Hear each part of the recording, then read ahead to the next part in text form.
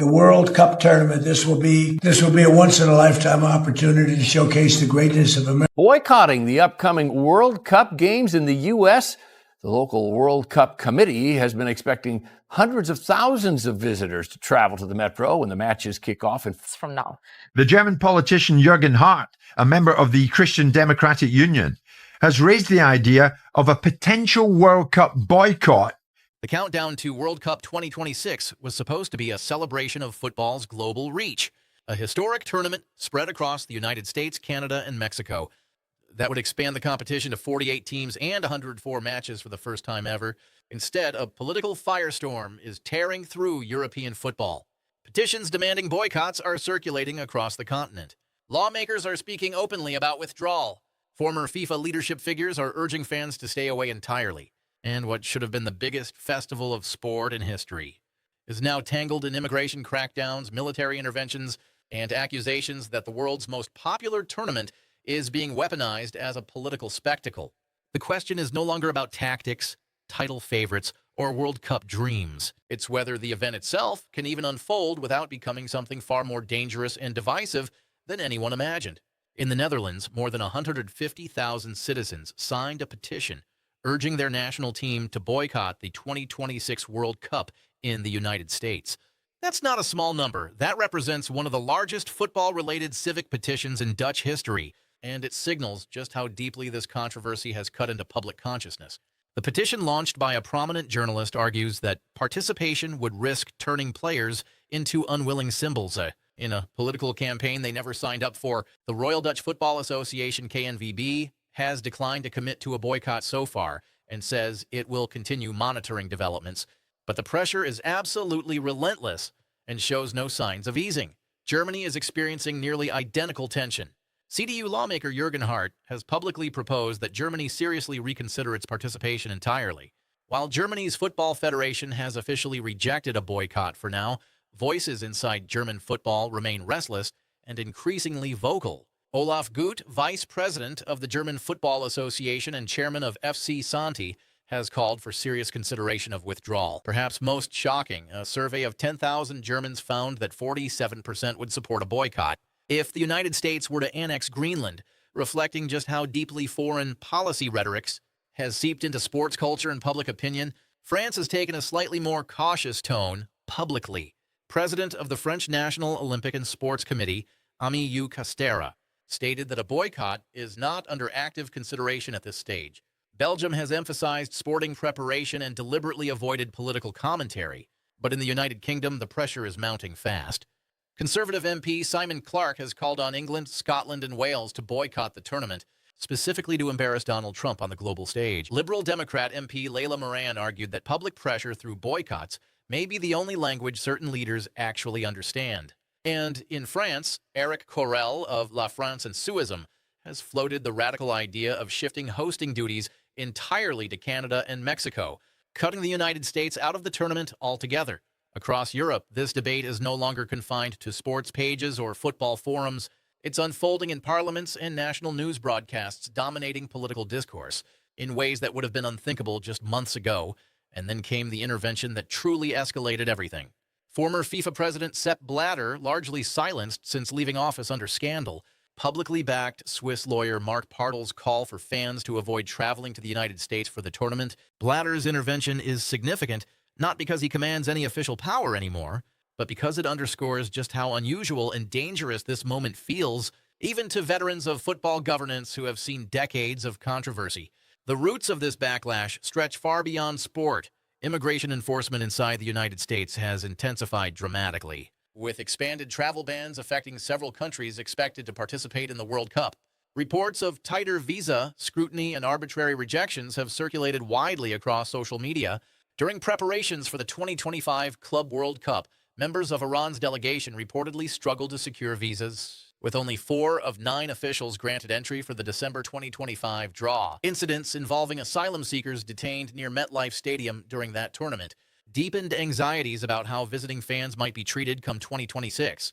For supporters traveling from Africa, Asia, and the Middle East, uncertainty about entry procedures and the potential for detention has become a central part of the conversation, and it's killing excitement for the tournament. But immigration policy alone does not explain the scale of European anger. The larger rupture stems from a series of geopolitical moves that critics describe as destabilizing and reckless. Donald Trump has repeatedly threatened to seize Greenland, an autonomous territory of Denmark and a NATO ally, has proposed tariffs of 10% on goods from Denmark, Norway, Sweden, France, Germany, the United Kingdom, the Netherlands, and Finland, effectively launching a trade war against America's closest European partners. He has suggested that Canada could become the 51st state and warned of potential military action against Mexico. The most dramatic and shocking escalation came on January 3, 2026, when Operation Absolute Resolve unfolded in Venezuela. According to official statements, more than 150 United States military aircraft were deployed in what critics describe as an invasion. Venezuelan President Nicolas Maduro and his wife were captured and flown to New York for trial. 32 Cuban soldiers were reportedly killed while attempting to protect Maduro. The United States announced it would administer Venezuela moving forward. International reaction was swift and polarized. Supporters framed it as decisive action against a dictator, while critics described it as the unilateral arrest of a sitting head of state. It was called a dangerous precedent in international law that could justify similar actions by Russia, China, or other powers. Against that explosive backdrop, World Cup 2026 began to look less like a sporting event and more like a political platform. And that's where FIFA's conduct becomes absolutely critical to understanding European fury. In March 2025, the White House created a dedicated task force for FIFA World Cup 2026. Donald Trump was named chair. Vice President J.D. Vance became vice chair. Andrew Giuliani, son of Rudy Giuliani, was appointed executive director. FIFA President Gianni Infantino became a frequent presence at the White House, blurring the lines between international sport and American political power. The symbolism intensified dramatically in July 2025 at the Club World Cup final. Trump had kept the tournament trophy in the Oval Office since March, treating FIFA's property like a personal decoration. When Chelsea won the final on July 13th, they were handed a replica, while the original remained in Washington. Trump stayed on the podium during the entire celebration. Even as Infantino appeared to signal for him to step aside, players like Cole Palmer and Reece James looked visibly uncertain and uncomfortable. As the ceremony unfolded, Trump took a medal and casually placed it in his suit pocket like a souvenir. The images spread globally within hours, feeding perceptions that football's biggest stage was being woven into a nationalist political narrative. Infantino's own conduct has drawn withering scrutiny. He was present at Mar-a-Lago on election night in November 2024 and attended Trump's inauguration on January 20th, 2025. Speaking about working together to make not only America great again, but the entire world, FIFA opened an office inside Trump Tower in July 2025. And on December 5th, 2025, at the World Cup draw, Infantino presented Trump with the inaugural FIFA Peace Prize titled Football Unites the World. The award was created shortly after Trump brokered a Congo-Rwanda peace agreement and only days after renewed threats regarding Greenland. Several FIFA council members reportedly learned about the prize through a press release. They were not consulted. Human rights group Fair Square filed a formal complaint with FIFA's ethics committee. Infantino defended the decision publicly, stating Trump objectively deserved recognition. But it did not stop there. Infantino later announced that Trump would personally present the World Cup trophy to the champions on July 19, 2026, making him the centerpiece of the tournament's most iconic moment. For critics across Europe, the optics are absolutely toxic. Every match risks being interpreted through a political lens. Every ceremony becomes another opportunity for association with policies many Europeans find deeply objectionable. The fear isn't that football is political in theory.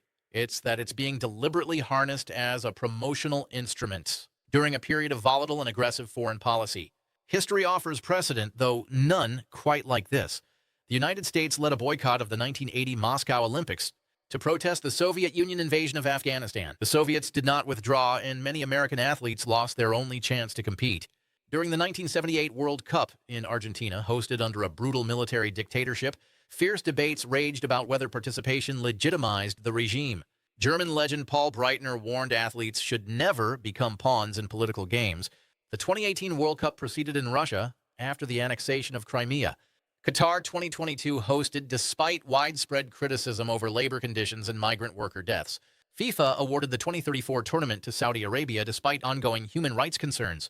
Supporters of World Cup 2026 argue that consistency matters. If prior tournaments went forward amid controversy, singling out this one risks selective outrage. They emphasize that 48 teams from every continent are preparing for historic expansion. Broadcasters, sponsors, and federations have invested billions. FIFA projects the tournament will generate approximately $10 billion in revenue and create more than 290,000 jobs in the United States.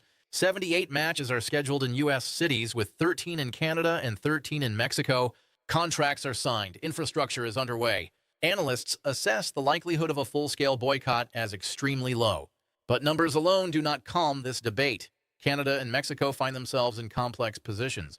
Canadian Prime Minister Mark Carney faces annexation rhetoric from Washington, while Mexican officials express concern about threats of unilateral military action behind closed doors. Football executives are weighing financial obligations against reputational catastrophe. Public opinion appears dangerously fluid. Grassroots campaigns continue gathering signatures. Social media amplifies every visa dispute, every diplomatic remark, every uncomfortable ceremony. Between June 11th and July 19th, 2026, the spotlight will not rest solely on goals and celebrations. It will shine on governments, institutions, and choices made under enormous pressure. The tournament will measure how far political influence can reach into international sport, and whether federations, players, and fans are prepared to draw a line when that influence feels overwhelming. Europe isn't just angry. Europe is declaring that FIFA has crossed the line, and the consequences may reshape global football forever.